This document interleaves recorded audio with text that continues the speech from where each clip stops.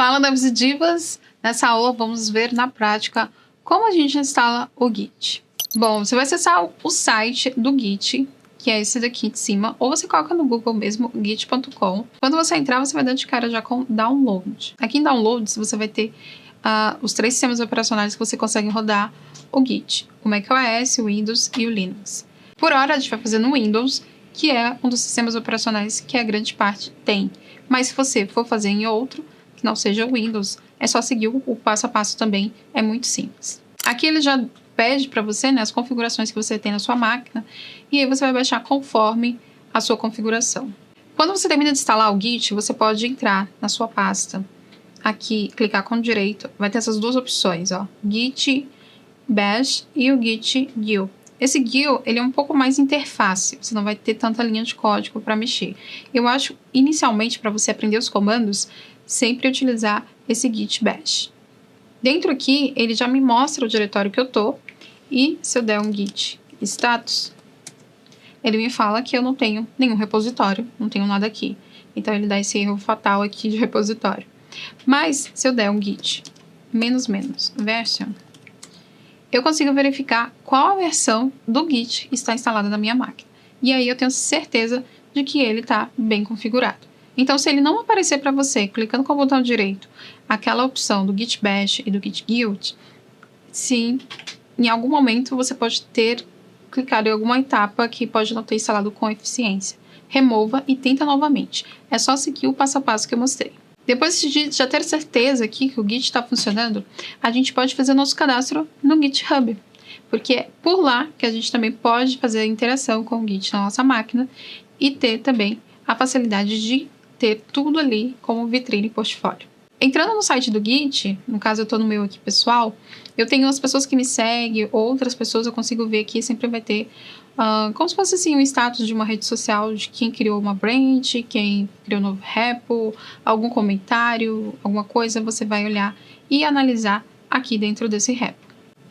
Acessando o meu perfil, eu coloquei aqui me apresentando e tal, tecnologias que eu utilizo, e você consegue seguir pessoas também. Então, se você seguir alguma pessoa, vai aparecer ali no seu histórico o que ela está fazendo, se ela criou alguma coisa, se ela comentou em alguém, né, e assim por diante. Então, é bem legal, dá para você ter uma boa noção, uma boa base das pessoas que estão por ali interagindo com você.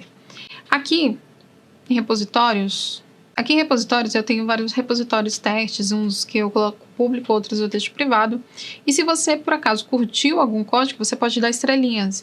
Isso também conta dentro aqui da plataforma como uma coisa, tipo, que as pessoas realmente curtiu o seu código, seja por algum motivo, pela lógica, pela forma que você codificou, pelo projeto em si, qualquer outro motivo, você pode dar estrelinhas, que isso é bem visto, é como se fosse um like aqui dentro da plataforma. Vamos pegar um projetinho. Eu tenho aqui alguns projetinhos testes. E aí, vamos começar a imaginar que a gente está numa empresa, foi contratado e precisa trabalhar no código-fonte da empresa. A empresa vai te passar o repositório, então vamos supor que seja esse daqui, do Blazor. E aí, eles vão te passar esse repositório e falar, ó, você tem que trabalhar dentro desse repositório.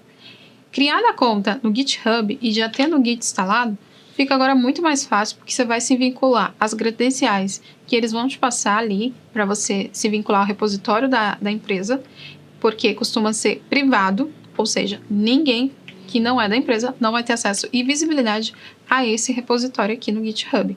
Então, ele não vai, quando você tentar achar ele aqui, ele vai dar um 404, como se não existisse, mas na verdade você não tem a permissão. Quando você tem permissão já no repo, você pode vir aqui nesse botão Code, clicar aqui e copiar. Copiando esse repo, eu posso voltar aqui no meu Git Bash, dar o meu Git clone, que eu estou indicando que eu quero fazer uma cópia desse repositório. E copio aquele caminho que a gente copiou lá no site. E pronto, ele está fazendo clone para a minha máquina. Se eu der um git status, esse git status é tipo a saúde do repositório. O que está acontecendo? O que eu preciso fazer? Se você estiver trabalhando hoje e amanhã, antes de começar o trabalho, precisar saber se está precisando comitar algo ou atualizar, você dá um git status antes, só para se certificar de que ponto você parou. No caso, como eu não fiz nada, acabei de clonar o repositório, aí ele me dá aquele mesmo erro inicial aqui em cima. Se eu vim aqui, ó, no meu repositório, eu estou visualizando o meu Git. Estou visualizando o meu repositório que eu acabei de baixar. Então, ele vai ter todo o código-fonte aqui dentro para eu poder utilizar e mexer. Mas aí, Shirley, eu vou mexer no mesmo código que todo mundo mexe? Exatamente. Só que, para que você não faça nenhuma besteira, deixa eu fechar esse aqui.